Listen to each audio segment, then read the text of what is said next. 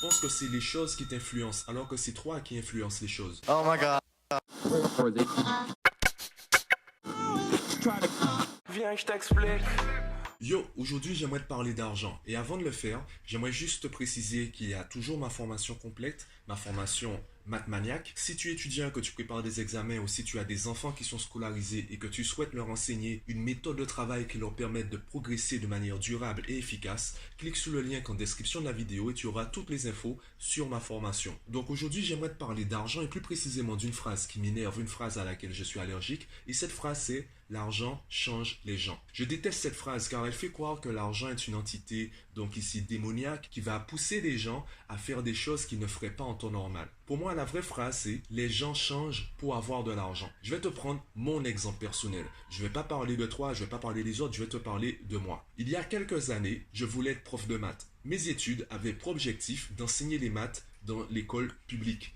En gros, mes diplômes ne me servent à rien d'autre qu'à enseigner des mathématiques dans une école publique. Je n'ai pas été formé pour faire des podcasts, je n'ai pas été formé pour créer des sites internet, je n'ai pas été formé pour rédiger des articles de blog, je n'ai pas été formé pour créer des visuels, je n'ai pas été formé pour créer des formations papier ou vidéo ou audio, je n'ai pas été formé pour vendre mes formations, je n'ai pas été formé pour tout cela. Quand j'ai fait le choix de quitter l'éducation nationale, et quand j'ai fait le choix de quitter le salariat pour me lancer, j'ai dû me former, j'ai dû apprendre de nouvelles connaissances, j'ai dû apprendre de nouvelles compétences. J'ai changé en apprenant tout cela. Et le fait que j'ai changé, c'est ce qui m'a permis de gagner de l'argent dans ma nouvelle activité. Que je le veuille ou non, je ne fais pas la même activité qu'avant. Avant, je devais simplement me concentrer sur la pédagogie et sur l'administratif dans l'école publique. Aujourd'hui, je dois m'intéresser donc à la comptabilité de mon entreprise, je dois m'intéresser à la vision marketing, à la communication. C'est pour cela que je lis davantage de livres pratiques que de romans,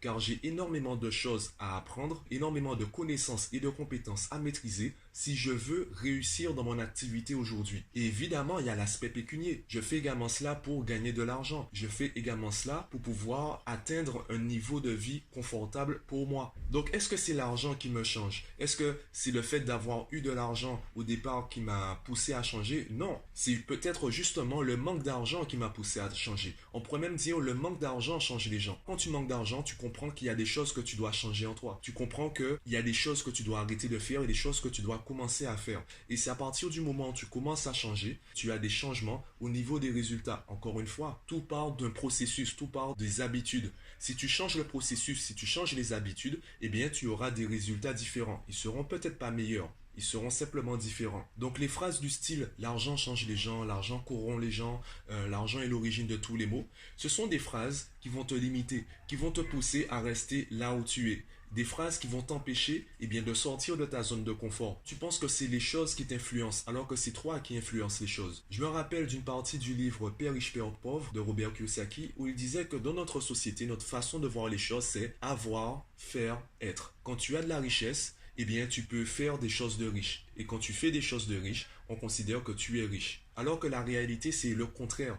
C'est quand tu es riche dans ta tête, quand tu as le processus, les habitudes des riches, eh bien, tu agis comme un riche. Et quand tu agis comme un riche, tu finis par avoir de la richesse. Donc, tu dois d'abord changer à l'intérieur pour que les changements extérieurs surviennent. Malheureusement, comme on veut le résultat sans passer par le processus, eh bien, on préfère s'endetter pour paraître riche plutôt que d'être riche à l'intérieur et gagner de l'argent à l'extérieur. Donc, tu vois que ce n'est pas l'argent qui change les gens, c'est les gens qui changent pour avoir de l'argent. Maintenant, tout dépend de où tu veux en être, tout dépend de ta philosophie. Tu as le droit de penser que l'argent change les gens. Si c'est une philosophie de vie qui te convienne, c'est toi. Maintenant, et d'ailleurs, on peut le voir sur Internet, il y a beaucoup de coachs qui se lancent par rapport à ça, car il y a du travail, il y a de la demande, il y a énormément de phrases, il y a énormément de principes enseignés dans notre éducation qui nous limitent dans la vie, aussi bien sous le plan personnel que sous le plan professionnel. Par exemple, lorsqu'on dit aux enfants de laisser les adultes gérer, ça c'est une discussion d'adultes, tu ne dois pas écouter, va jouer dans ton coin, tu es un enfant, reste à ta place. Eh bien, petit à petit, on s'en rend peut-être pas compte, mais on répète ce processus à différents niveaux dans différents domaines. Et c'est comme cela qu'on grandit avec l'idée que l'autorité va gérer, que les plus haut placés vont gérer, qu'ils savent ce qu'ils font. On sait très bien que les haut placés ne savent pas ce qu'ils font. Je vais te reprendre un exemple que je maîtrise. J'ai lu plusieurs livres sur l'éducation. Je me suis rendu compte qu'il y a énormément d'excellents professeurs qui ont dû quitter l'éducation nationale car ils ne rentraient pas dans le moule de l'éducation nationale. Ils ont eu des résultats ahurissants dans des écoles qui étaient traitées, on va dire, à la traîne. Ils ont eu des résultats ahurissants car ils ont commencé à appliquer des modèles éducatifs entre guillemets alternatifs. Je n'aime pas le terme alternatif car il implique qu'il y ait un modèle de base, qu'il y ait une norme. Cette norme, c'est la moyenne. Comme c'est la moyenne, eh bien c'est un modèle moyen. Ce n'est pas la norme, c'est juste qu'on a dit que c'est comme ça qu'on va faire avec la plupart des personnes. Et on se rend compte que ça fonctionne avec vraiment une minorité de personnes. Ce n'est pas normal qu'il y ait aussi peu d'élèves qui quittent l'école avec un bon souvenir, qu'il y ait si peu d'élèves qui quittent l'école avec d'aussi bons résultats. Si c'était véritablement la norme, c'était véritablement le modèle moyen, il y aurait davantage d'élèves qui seraient bons, voire très bons. Il y aurait davantage d'élèves qui accepteraient, une fois adultes, de retourner à l'école. Ce n'est pas normal qu'il y ait des parents qui veulent que leurs enfants travaillent à l'école, alors que eux, ils ont eu une scolarité proche d'un film d'horreur. Ils refusent, ils sont allergiques au fait d'étudier. Je le dis à certains parents, vous voulez que votre enfant progresse à l'école, ben remettez-vous à apprendre. Montrez-lui que même si c'est difficile, vous continuez et que vous y arrivez. Parce que vous ne pouvez pas lui dire de persévérer et d'augmenter ses résultats si vous-même, vous lui dites en permanence que vous-même, vous étiez incapable d'augmenter vos résultats. Donc montrez, je l'ai dit dans un podcast précédent d'ailleurs, montrez comment c'est facile d'apprendre, éduquer par mimétisme. Et tous ces professeurs qui ont fait le choix de sortir des sentiers battus, de quitter le moule de l'éducation nationale, eh bien, on leur a dit non. On s'en moque de vos résultats. Vous revenez au programme de base. Si vous ne respectez pas le programme, on va vous déplacer. Donc, qu'est-ce qu'ils ont fait?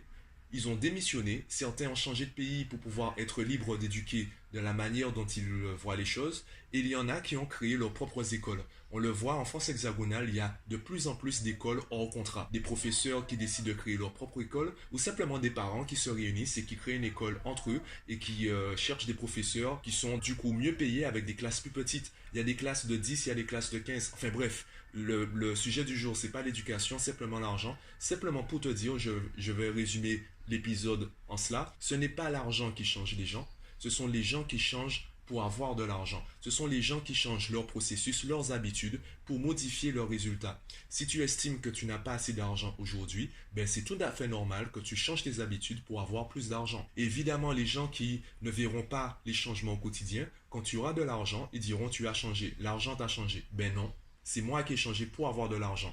J'ai dû changer avant d'avoir de l'argent, afin d'avoir de l'argent.